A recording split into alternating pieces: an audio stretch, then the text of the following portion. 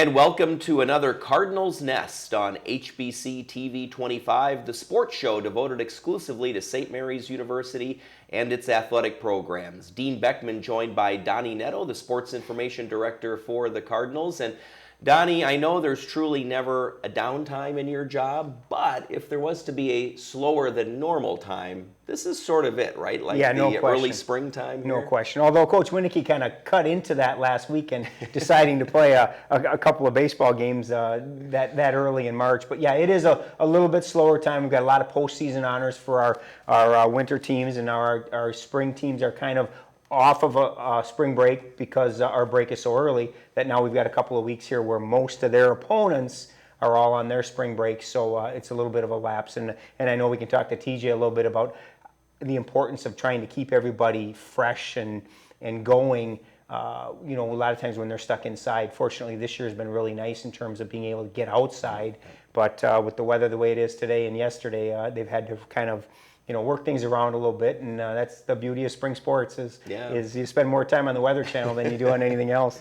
Yeah, TJ Oakes, the assistant baseball coach, will be joining us in just a little bit. And Donnie, it'll be good to learn more about TJ. He has a Division I background from the University of Minnesota, and now the assistant coach, and really focusing in with the pitchers here at St. Mary's. No question. And the fun thing's going to be is making TJ talk about himself, because I know he doesn't like to do that, but he had a great collegiate career, went on and played some pro ball, and I think it's real interesting to kind of talk to him a little bit about that and how he can bring those experiences to St. Mary's and what he can do in terms of helping us out, and I know our pitchers are certainly going to benefit from his knowledge. All right, so TJ Oakes will be joining us a little bit later on in the program during the interview segment, and also Nathan Voller, he'll have the student spotlight a little bit later on, and today the student athlete spotlight will be on Morris Dennis from the men's track and field team at St. Mary's, so that'll be coming up later on in the program. But first, Donnie, some postseason accolades, and lots of them,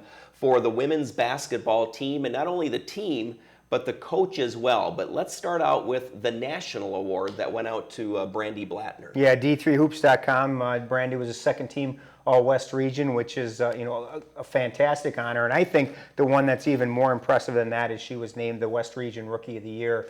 D3Hoops.com selects basically 15 players, 3 teams of each region, and Brandy was the only freshman on the West Region, any of the 3 teams. So, a great honor for her, and it kind of shows you that, there's no secret there anymore that Brandy can play, and super excited for her and very happy that, she received those awards, and I think it just shows the type of player she was and the type of team that St. Mary's had. And what you like about Brandy Blattner, she's going to improve simply by the way she carries herself. She's just sort of a matter-of-fact kind of person and doesn't really try to make herself stick out at all. But even though she's the leading scorer, leading rebounder on the team, she's working hard, always looking to improve. No question. I think, and we've talked a lot this year about this women's basketball team, and yes, she's the leading scorer and the leading rebounder, but you would never know that when you talk to her or to any of the other players. It's as they keep saying, and Coach Pollard I keep saying, it's a team game, and every single component to that team is going to have to do their part to make them successful. They need Brandy to score, they need her to rebound, but you know what? She doesn't have to do it all. And there were games this year where she wasn't on her A game, and you've got players that are able to pick up the slack. When she was out of the lineup with the appendectomy, there were players that would step in and get the job done. And certainly Coach Pollard wants her in the lineup, but I think it just shows that this year that team was really all about the team, one team aspect rather than any individuals. Yeah. The other postseason awards to the team go to 3 other players. Well, Brandy Blattner also received all-conference hour honors for both first year and also all-conference overall for the MIAC. But then also Michaela Meredith and Emma Schaefer and Bridget Pethke getting some postseason awards too. Absolutely, and you can't forget Coach Pollard being Coach of the Year, which is an awesome honor for him in his first year at the helm. And you look at this team, and I've talked so much about Michaela and what she's done this year, and she really kind of came into her own this year. And it's great to see somebody like that be rewarded for those efforts. And Bridget coming back from a season-ending knee injury, as a junior, she only played 12 games and got hurt and tore her ACL. And just knowing the person that she is and the work that she put into getting back into the lineup for her to leave St. Mary's as the all-time assist leader and all conference honors is certainly a great honor for her. Emma, you look at Emma and an honorable mention all conference in basketball. She was all conference in soccer this year. So it's those two sport athletes that we talk about, and I think that this year St. Mary's has really got a special group of student athletes. You look at Brandy plays volleyball and basketball. You look at Emma, she plays soccer and she plays basketball. You look at Bob Kinney from the men's hockey team. He plays hockey and also is now playing baseball. There's just so many of those now that are aside from maybe the cross country and track and field, which is kind of a natural progression. You've got so many of them now that are becoming real true two-sport athletes in completely different different athletic endeavors. So it just shows the athletic ability of a lot of our student athletes. And I think teams often take on the personality of their coach, and I think this year's women's basketball team certainly did that. Brent Pollerai, as you mentioned, Coach of the Year in the MIAC. But I noticed, Donnie, when you interviewed him in his comments, it was all about the team. He wanted to talk about the team, not necessarily his award as Coach of the Year. And it was his first year as a head coach at any level. So certainly an incredible accomplishment. But I couldn't help but notice the humbleness with which he received that award. No question. And the thing is I talked a lot to him about that, just trying to kind of get him to, hey, this is a great honor. But he really credits the senior class. He came in very late. He came in August, and so all through when the students came back to school after summer break, they didn't really have a coach. So he really credited that senior class with keeping everybody together, getting their preseason workouts in and whatnot, and so they were actually a little bit more farther along than maybe he expected when he took over. But I don't really care how much he wants to make it a team award. What he did this year with that team, he certainly deserves a lot of the credit, and he certainly deserves that Coach of the Year honor. Donnie, we switch focus now a little bit. Some unfortunate news with another coach at St. Mary's, and that's Neil Cassidy. His 2-year-old son diagnosed with a tumor on his jaw, and so St. Mary's now, as it always does as a community, kind of stepping up to help out Neil Cassidy and his family. And so they're going to be holding a 5K fundraiser. Tell us a little bit more about that. Yeah, Jogging for Jack. Jack is Neil's 2-year-old son, and he was diagnosed with LCH. Don't ask me what it stands for because it's a really long medical name. Yeah, but what Coach Cassidy noticed is that there was a growth on Jack's jaw, and they went in and determined that it's LCH, and they basically are treating it like cancer with chemo and radiation. And I give a lot of credit to Jace Pater, one of our cross country and track student athletes. He came up with the idea of a fundraiser for Jack and the Cassidy family, and so they're going to do a Jogging for Jack Superhero 5K.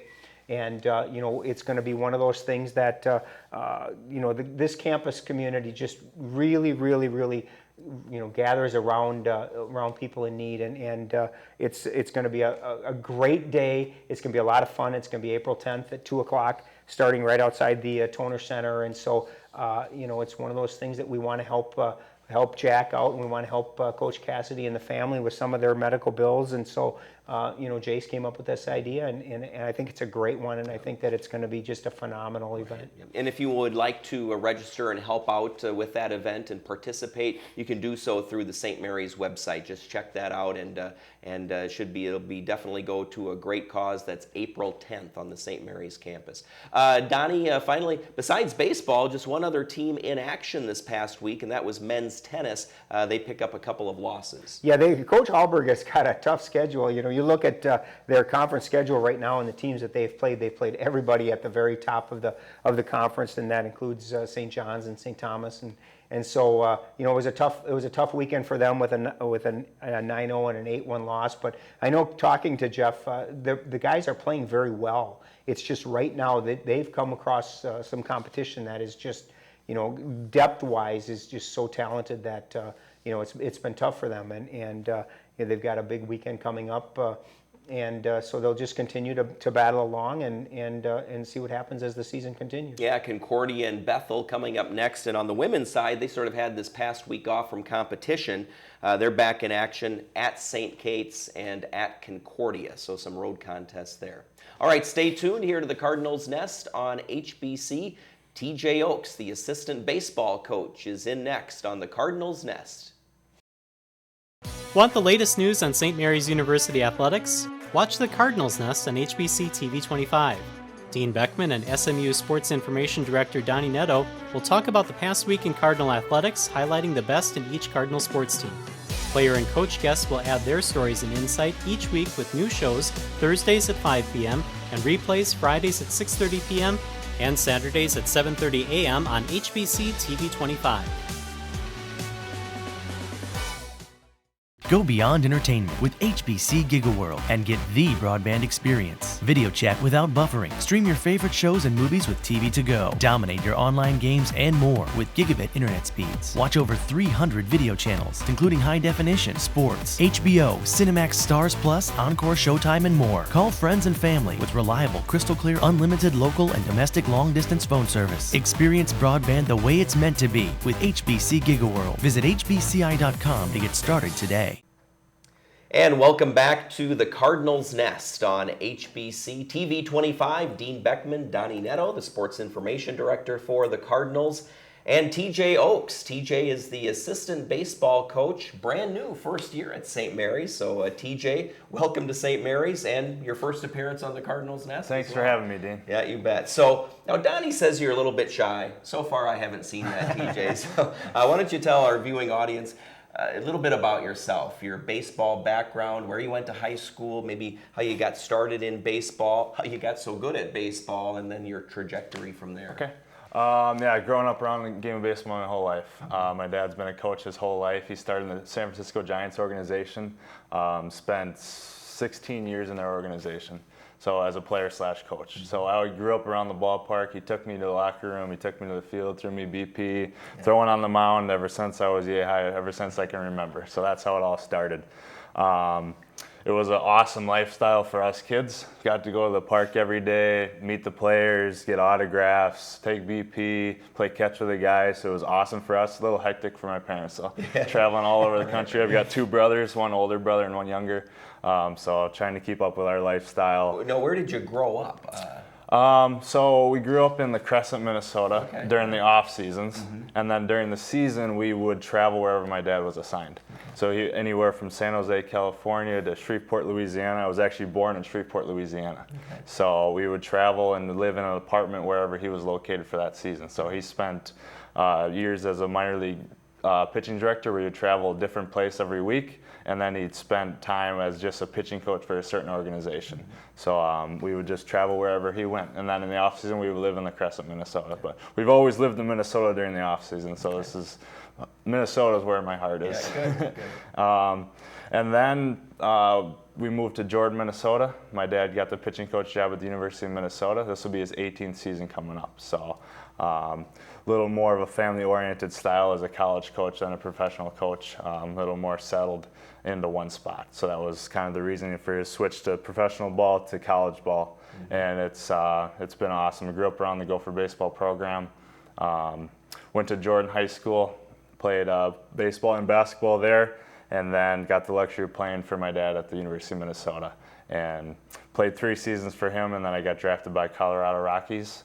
And spent two years professionally with them in 3 different organizations in the Rockies, and decided it was time to move on to something else.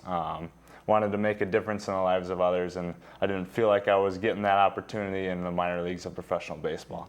Wanted to get into coaching, got a head coaching job at Legacy Christian Academy, a small private school in Andover, Minnesota, north of the cities. and spent 2 years there, and then Coach Winke gave me a call, the St. Mary's job opened up, and here I am today. So it's been a blessing so far. Great. TJ, talk a little bit about the adjustment from, like you said, you're head coach at Legacy, to coming to a college level yourself now as a coach. What's that been like in terms of just the adjustment from a high school ball coach to a college ball coach? Yeah, high school obviously I was a head coach, so I covered pretty much everything. Had to deal with all the off-the-field issues, deal with parents and all that kind of stuff, budgets and all that. And coming to the college game, just the assistant coach, and then mainly just the pitching coach. So I kind of have just a group of guys that I'm worried about. Yeah, I'm worried about everyone, but more just the 18 pitchers that we have, which is kind of been nice just to focus on that and pitching in general rather than try to work with everybody as a whole. And obviously, you'd have to say that pitching is your specialty because that's what you did. Yep. What kind of things do you bring to these guys? I've got to guess that Pat worked with them last year, so has it been a big adjustment going from Coach Jacobson to yourself for these pitchers? Kind of a funny story. Coach Jacobson got a lot of what he teaches through my dad. So it was kind of funny because the philosophies that he taught him was coming directly from my dad. So it wasn't too much of a change. Just had to deal with a lot of just some simple mechanical stuff. I don't want to teach everyone the same mechanics. I think different is good, but you got to have a solid base and you got to be able to repeat your mechanics. So we spent a lot of time on that in the fall, just getting to mechanics where you can repeat every single time. That's how you become consistent. And then more of the mental asset. Mental game is huge, I think, especially in pitching. Pitching more than anything in baseball, in my opinion, you got to have a strong mental game. And I think we've worked on it a lot in the fall, and then we've worked on it so far this spring, and I think the pitchers have come a long ways. So how do you help them try to get over that hump of, okay, you just gave up a 3-run homer, now you got to put it out of your mind? I mean, easier said than done. Yeah. So are there some techniques or something, or how do you help them with that? Yeah, well, I've been through it all. I've been through the highs of the highs, the lows of the lows. I've given up a ton of home runs in my career. I've failed a ton, but I've also succeeded a ton. So I can relate a lot to the guys and what they're going through. I think that's been the biggest asset of mine is just the experiences that I have through college ball, through professional ball, just being able to be through it all and being able to be through every situation that our guys are going through. I can help them through it, and it's more about just how to control yourself, how to breathe. That's one of the biggest things, just having the ability to breathe, when to step off the mound, when to take a deep breath, and just focus on the next pitch. Right. Before we talk about the fact that we actually played a baseball game on March 12th in Winona, I know there's a circle me date on the schedule, March 30th. You get to go up with the Cardinals and we play the University of Minnesota. Talk a little bit about that game and kind of from a personal standpoint, what that will be like being able to kind of go head to head with your dad. Yeah. I've had that date circled for a long time. It was funny, we were looking for one more game, and Coach Winnick says, well, do you think the Gophers would play us? And I go, I can check. And I called John Anderson, the coach at the University of Minnesota, and he actually was looking for one more game on their schedule, and he was looking for their home opener. So we're going to go up there on March 30th, and it'll be the home opener at Siebert Field for the Gophers. So it'll be really cool. Really cool for me to go back and then face off against my dad, like he said. He hasn't been coaching all year because of his sickness, so he's hoping that will be his first game of the season. So that will even make it more special. I think the thing with that game, and I don't want to just focus on one game, but a lot of people think, well, Division I against Division, but they're going to take this seriously. This is not just hey, let's just open our season. This is a big game for them as well. Yep, their home opener, so there's going to be some people there. They're going to want to make a good impression, and then they start Big Ten play that weekend. They play Iowa that weekend, so they're going to want to go into that weekend ready to roll. And let's talk about March 12th. Phenomenal that we got 60-degree weather on a Saturday in the early March like that. What was taken away from the split against Scholastica last Saturday? First of all, Scholastica is a really good team. They make the regionals every year. They're a really solid team. we were kind of joking it's probably going to be the nicest day we play all year. It actually got semi-warm on March 12th, which is amazing in Minnesota. The sun was shining the whole game, and it was really cool to see the crowd. The crowd was full, it was packed. All the fence lines were packed with people, so that was really cool. It was a good college baseball atmosphere. So I think it was good for our guys to play with that atmosphere, play in awesome weather, and then get a split against a really good team, prove that we can compete with anyone. TJ, just a few minutes left here. This is a very senior-laden team that you and Coach Winnicky have this year. So talk about, from your standpoint, especially on the mound, some of those specific players you're looking to make big contributions this year. Yeah, not going to lie, having 14 seniors is a huge help, huge help. And then 6 senior pitchers is even more helpful. They've been through it all, and just being able to rely on them as far as leadership is the biggest thing. Yeah. Especially from the pitching staff side, our 6 senior pitchers are all awesome leaders. And the young guys are always learning from them. They're always taking by example. If we have stations, you put the 6 senior leaders in charge of stations and they got it down.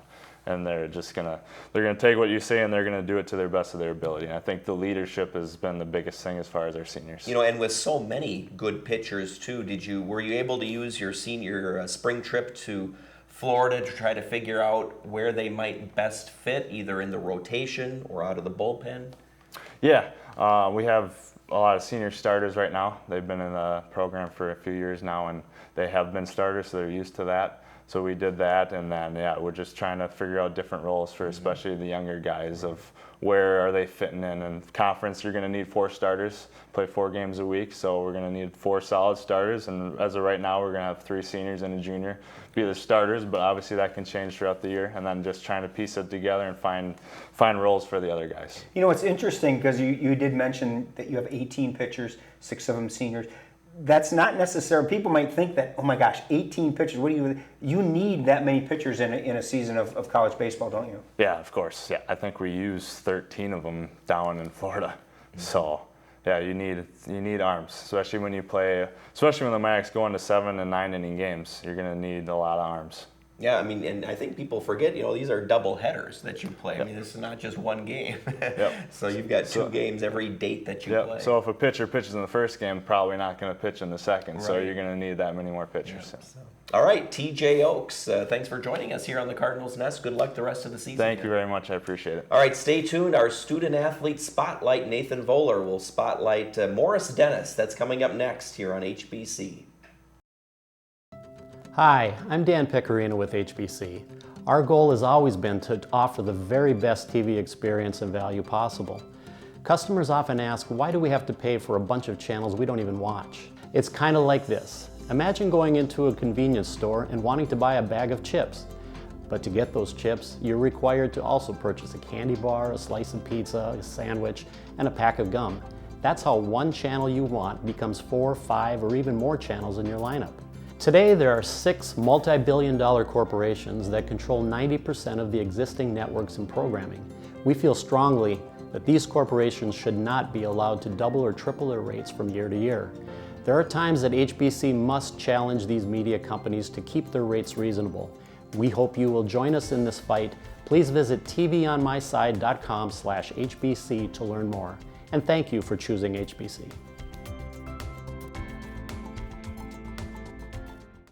Tune in for the Sports Buzz every Tuesday at 5:30 as a panel of local sports journalists tackle the hottest topics on everything from local high school and collegiate sports to regional discussion about the Twins, Brewers, Vikings, and Packers. With the Power Play Fantasy Football Challenge to the Rant of the Week and NFL Pick'em, the Sports Buzz is fast-paced and sure to entertain. That's new episodes of the Sports Buzz every Tuesday at 5:30 with replays only on HBC TV 25. And we're back here to wrap things up on the Cardinals Nest. Our student athlete spotlight on Morris Dennis from the track and field team is coming up shortly here on HBC. But first, Donnie, we were touching on postseason awards earlier, but we had another one on campus, and this was an academic award, but also an all-around academic/extracurricular activities award. Every year, St. Mary's honors the outstanding male and outstanding female students, and there are 5 finalists for each, And this year, the winner on the male side was Mark Schumacher, who's a longtime men's basketball player at St. Mary's. So it was good to see him recognized with the Outstanding Male Senior Award. Yeah, what a great honor. You know, he really gave a very nice speech, and I thought it was very heartfelt, and you know, there isn't a more deserving person than Mark when it comes to that. I mean, what he did on the basketball court was one thing, but what he does in his spare time is just, you know, incredible. The volunteering that he does and the different things that he does off of the basketball court really shows what a well-rounded and just a special individual that Mark is. Yeah, absolutely. So congratulations to Mark and all of the finalists, both male and female, for just an outstanding senior season. Finally, Donnie, now we're at our student athlete spotlight, and Morris Dennis, he's coming out of the indoor season, going into the outdoor season. His domination continued from last year. Absolutely, all conference in the 400, and I hope, and I almost figure that come May we're going to be talking about another national qualifier for him. I mean, he's just a phenomenal individual, and you know, certainly worthy of being put in the student athlete spotlight, and a great individual and a very, very talented runner. All right, thanks for watching the Cardinals Nest. Here now is Nathan Voller with Morris Dennis. Meet Morris Dennis, a criminal justice major from Elk River, Minnesota, who recently broke the school record for the 400 meters at the MIAC Indoor Championships and is this week's Student Athlete Spotlight. So I know you run in the 400 meters, and last week your team played really well in the MIAC Indoor Championships. Do you kind of want to explain how that was for you? Yeah, it was a good experience. You know, this year we got 10th place. So that's really good as a team. We got a lot of young guys stepping up, so the future's looking really bright. It's a great experience for those freshmen out there competing at that high of a level. So it's a different ball game. Yeah, it's a lot of work, especially in the 400. Like, it's a lot of work going. Sprint is like a full-out sprint, so every time I break a record, it's just like I'm happy because we really work hard in practice. In the 4x4, we also break that record too as a team.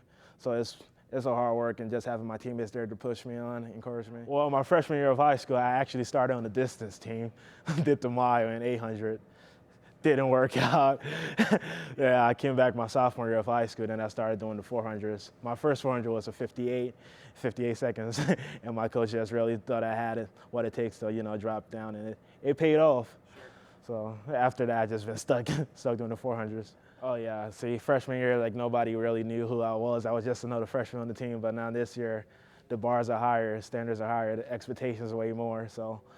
It's I mean, helpful. It comes with the pressure, but I really love it here, like the coaches, the team. Yeah, whenever I'm not competing or get warming up for an event, I'm always on the sideline cheering on my teammates, no matter if they're like pole vaulting, jumping, I'm always there, long distance running, always there cheering them on, because that's like really a team character right there.